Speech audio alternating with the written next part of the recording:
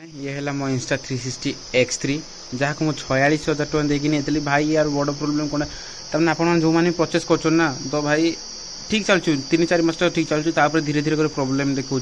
आउ ये बहुत जल्दी हिट हो जाऊँ मोर तो देखा तो मात्र 8 मास 8 मास बट मुझे भी भिड बन 30-40 भिड बनी देखा तो मोर SD कार्ड प्रोब्लेम देखा भाई ये तो हिट हो SD कार्ड प्रोब्लेम देखा